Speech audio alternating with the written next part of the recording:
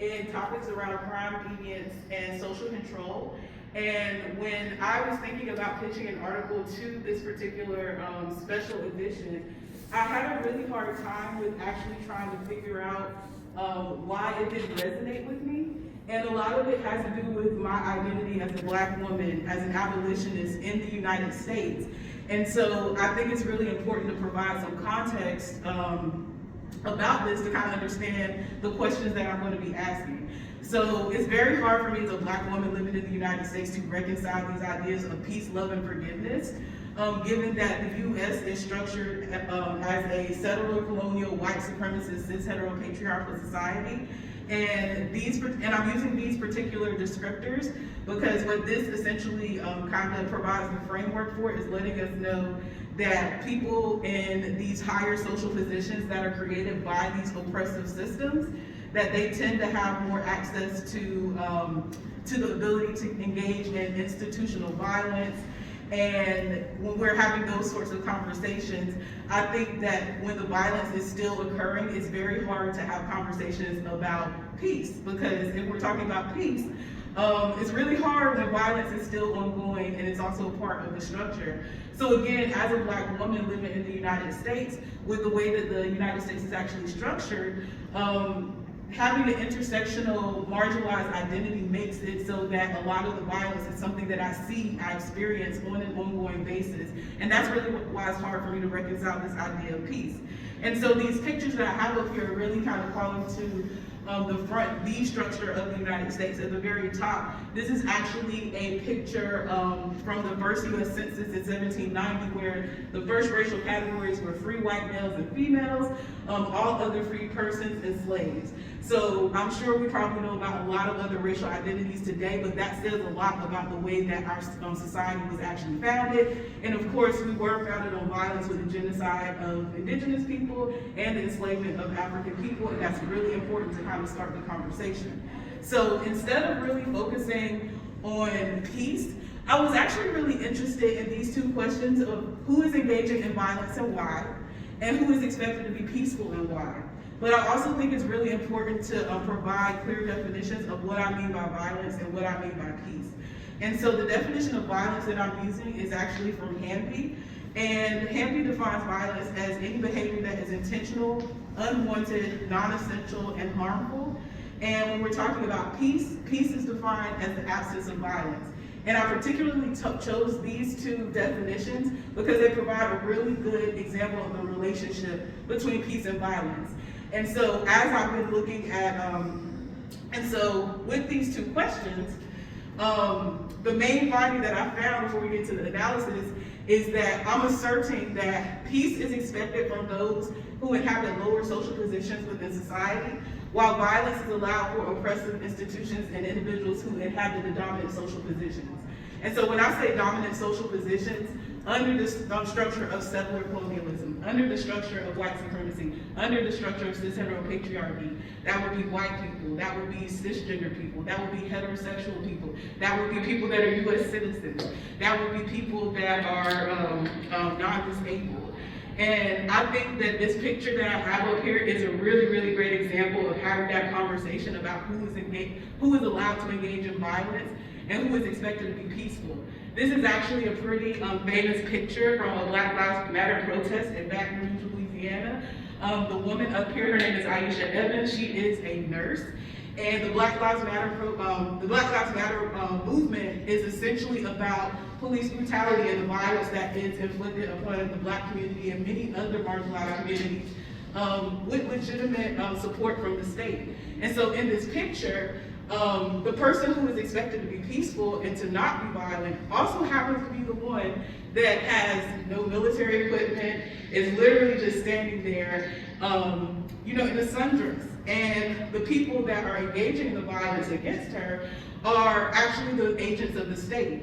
And so this conversation about who is allowed to engage in violence and who is expected to be peaceful, I think that this picture does a good job of kind of demonstrating that, because the protesters against violence are actually asked to be peaceful, and the people that are engaging in violence are not asked to be peaceful, and their violence is essentially structured into both individual and structural institutions within the United States. So how did I come to these conclusions?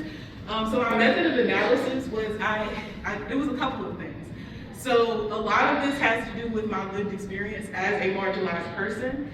It also has to do with my work. I am a co-director of Abolitionist Project, a abolitionist grassroots organization in, Winston-Salem, that was actually co-founded by a sociologist by the name of Dr. Brittany Battle. And in this community, I do a lot of work with incarcerated people, and we do a lot of work in prison abolition. And so in doing that work, I've had a really great opportunity to be able to learn with incarcerated people, which has also influenced the analysis that I'm about to give.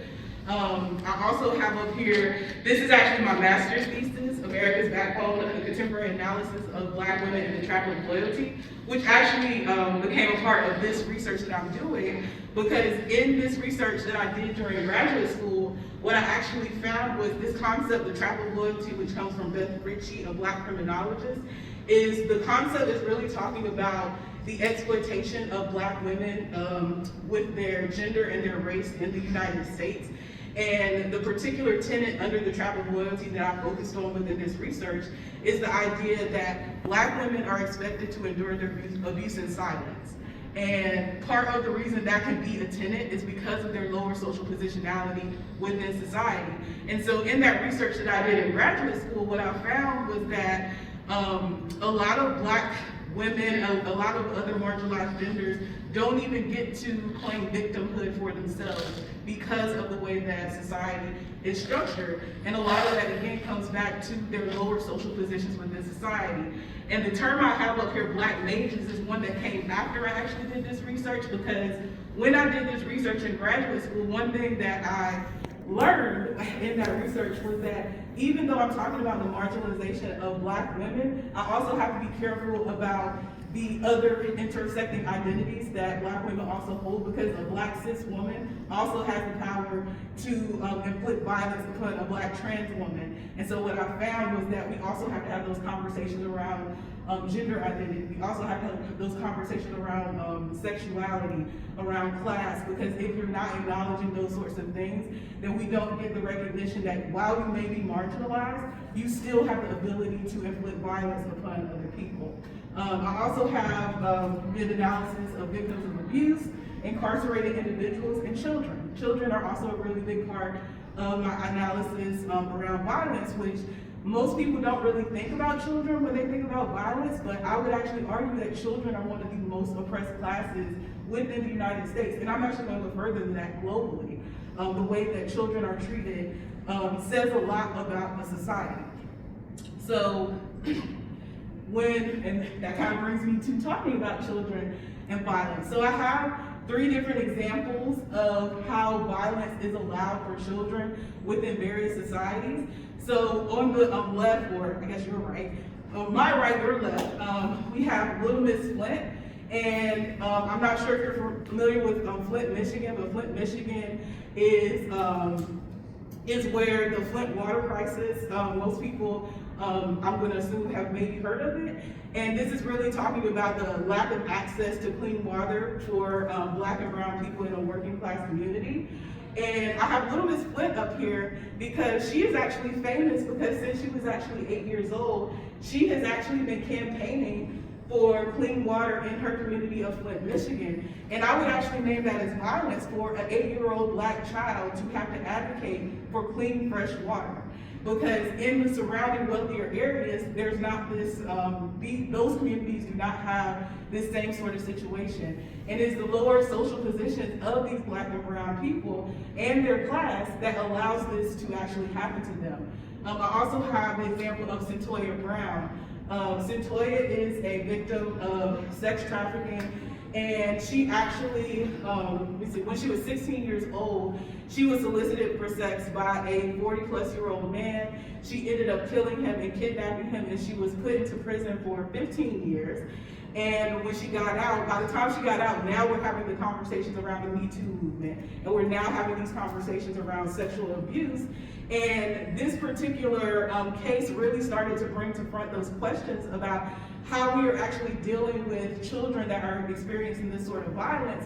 And even outside of that, when we're talking about victims of abuse who actually defend themselves. Because even when we talk about people that are abused, when they defend themselves, people present the defensive violence as the same as the violence that they are initially receiving. And if you are defending yourself from the violence, that's not necessarily the same thing as someone inflicting that violence upon you. And Centoya was 16 years old when this essentially happened.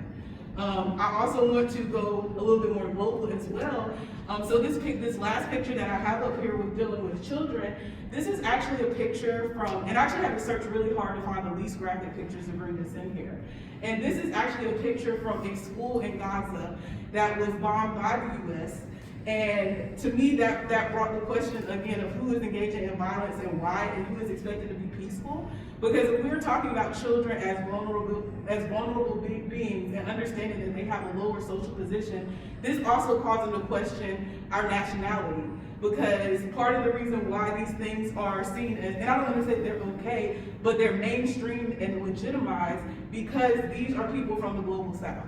These are people who have lower social positions in the global context. And so when we are seeing pictures of, children having bombs dropped on them, regardless of the reason, that's still a conversation about why is this violence okay? Because if those bombs were dropped on school, and this is actually a school, by the way, but if those bombs were dropped on schools in the United States, a lot of people would actually have an issue with that. And so when we're talking about dropping bombs on children in other countries, that again begs the question of why is it okay to engage in that violence against them if we don't necessarily want that for ourselves. And again, with this, the conversation, especially around Israel, Palestine, and genocide just in general, the conversation again becomes, when we're asking people to be peaceful, generally we're asking the people who are experiencing violence to be peaceful, but we're not asking the people that are engaging in violence to actually be peaceful, which also kind of confirms and legitimizes the social order that I was talking about at the beginning. And of course, I have to talk about incarcerated people because this is a really big part of my research, my knowledge area. And so as the co-director of Triad Abolition Project, like I said, I've had a really great experience with being able to work with incarcerated people. And these two films I have up here are a great example of what violence looks like with incarcerated people, because a lot of times when we talk about prison, we don't really think about the human rights of prisoners. And so these two documentaries are ones where I had the opportunity to actually host a panel of incarcerated people. What These Walls Won't Hold by Adam Chan. This is actually about the San Quentin COVID-19 outbreak, where approximately 75% of the prison or the incarcerated people in San Quentin were effectively infected with COVID. And this was at the beginning of the pandemic, where there are a lot more deaths. And so this really called into question again, who is engaging in this violence and why? And so when we think about healthcare and just access to healthcare for those that aren't incarcerated, there are already healthcare inequities. And so that exists outside of prisons, then you can imagine it's a lot worse actually in prisons. And so this film actually does a really good job of kind of presenting the ideas of the violence that is allowed for people that are incarcerated within healthcare, because with the way the prisons are set up, it was literally a breeding ground for COVID, because there was no social distancing, there was no mask mandates, any of that sort of thing. And when you think about healthcare and people that are in prison, people don't really think about it, because the idea is that you're in prison. You are to be punished, and part of how we punish them is by institutionalizing the violence. And over on the right, Calls from Home, this documentary is actually about the prison system in Appalachia, let me get this right. So there are approximately like 16 prisons in the Appalachian area, and this really talks about how prison is also used, again, as an institution of violence, because one of the ways that the violence is institutionalized is by separating you from community. And one of the ways that we do that is charging people, to be able to talk to their loved ones, making it very difficult for them to actually reach their loved ones. And so this documentary is essentially about a radio station that takes calls from incarcerated people and takes calls from their loved ones that are in states that are faraway states because they don't have the money to come see their loved ones. And so this radio station calling in is the only way that they can actually have contact with their family. And I would name all of these things I'm talking about with incarcerated people as violent. But if those incarcerated people were to protest their violence or even to retaliate for the violence that's being done to them, they can be killed, they can receive more time. And again, that's kind of talking about that conversation about who is allowed to engage in violence and why. And part of the reason why the violence is allowed against incarcerated people is because of their lower social position within society. And so the relevance of these findings, so a few things actually.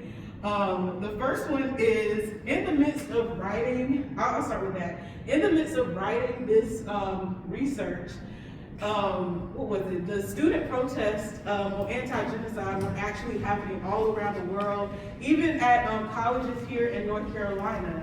And I just found it very, very interesting, the response of so many colleges and universities, their administration, for these students, for these faculty members, for these staff, for these community members to show up protesting against violence, to be met with violence, because some of the outcomes from these protests were faculty were fired, students had their degrees stripped, guns were pointed at these students, they were arrested, and these were ways that the institution essentially engaged against violence against all of these people protesting violence, but at the same time, they were expected to be peaceful. So even with them being peaceful and how they were protesting against the violence, they still were met with violence. So they're protesting violence, met with violence, and then still told to be nonviolent. Also want to point out what's happening right now. This is a really great conversation about how violence is also being weaponized at an institutional level, because I think a lot of the times when we talk about violence in these sorts of oppressive institutions, we also have to talk about the real life impact that is actually happening. And so I would say when we're talking about the current administration using civil rights laws to essentially discriminate against the same people that they were actually created to protect. So over here, I have an example of an executive order from the Trump administration, and this is really talking about the discrimination against trans people, and the idea, I'm pretty sure this executive order talked about how people had to choose their assigned sex at birth. And this is very much a bill that discriminates against trans people. And I would actually name it as genocide against trans people, because it is looking to erase the existence of trans people. And part of the reason that this is allowed is because of that lower social position of trans people in a cis heteropatriarchal society.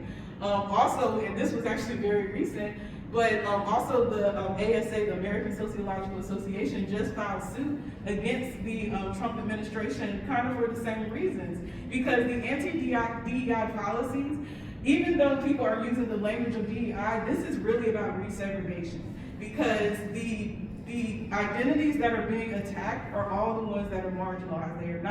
They are not the racial majority. This is not cisgender people. This is not heterosexual people. This is not able-bodied people. And so in the way that the federal government is actually using the tools of the government to actually reaffirm those hierarchies, this is again kind of making that point about how the violence is okay for people, or I didn't want to just say people, but institutions. Institutions can engage in this violence.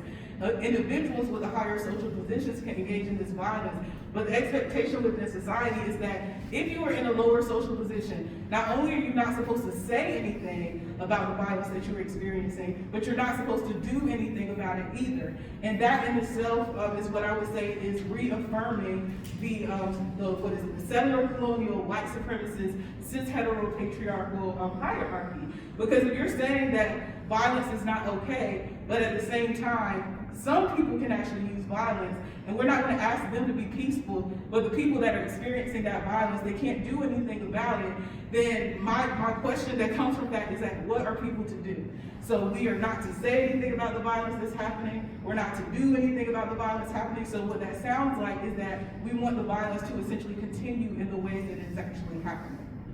So that is it, and I do want to say that even though this is an article, when I started writing it, I recognized that this idea is so much bigger than like an actual article, and I actually plan to do even more research and go a little bit further with it as well.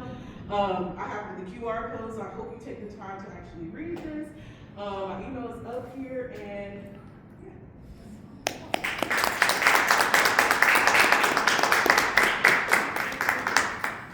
questions, comments, concerns? Yes. I had a question about your definition of peace, actually. So when philosophers talk about freedom, a lot of times they'll talk about negative and positive freedom. So like freedom from something would be a negative freedom, but freedom to do something is a positive freedom. I notice your definition of peace is sort of a negative definition of peace, right? The lack of violence. I wonder if it might be a stronger argument to make that there could be a positive definition of peace, like something that requires agency. Like I noticed you put intention as part of your definition of violence. Mm-hmm. But I wonder if intention could also be part of a peaceful process in terms of like, you know, there's like the Malcolm X quote, like, you put a knife in my back and then you pull it out a little bit, that's not justice. You pull it out all the way, it's still not justice. You have to heal the wound. Mm-hmm. And so that's kind of like an agentic process. Healing is something that requires intention. And so I was thinking in terms of like anti-racism, activism, like it requires active buy-in from people, particularly white people, right? To stop doing certain things, but also to participate as active participants in the anti-racist project. And so I wonder if maybe you could speak to some aspects of potential sources of peace that could be more positive than just like this negative definition of no violence. Oh, yeah. So, as an abolitionist, because I think that kind of falls within my abolitionist praxis. So, as an abolitionist, I recognize again that most of the, I would say all of the systems, quite honestly, all of the major institutions within the United States are what I would name as systems of harm. But as an abolitionist, part of being an abolitionist is kind of the radical imagination, the radical creativity of creating other things, which,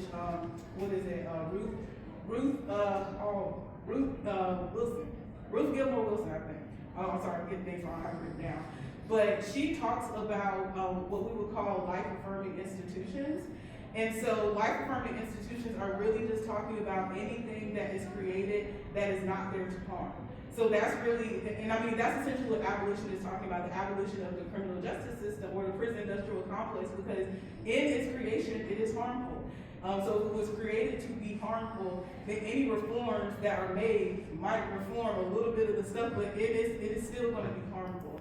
And so even though I'm using that definition of peace, really the only reason that definition of peace works the best for this conversation is because it really demonstrates that relationship between peace and violence. Because although I'm talking about peace, this is really a conversation about violence and who is allowed to essentially kind of engage in it. But yeah, I definitely think that, you know, there are positive sorts of aspects, but I think if you want to get to the peace, the love, and the forgiveness, we have to be honest about what's happening, why it's happening, and who it's actually happening to. Thank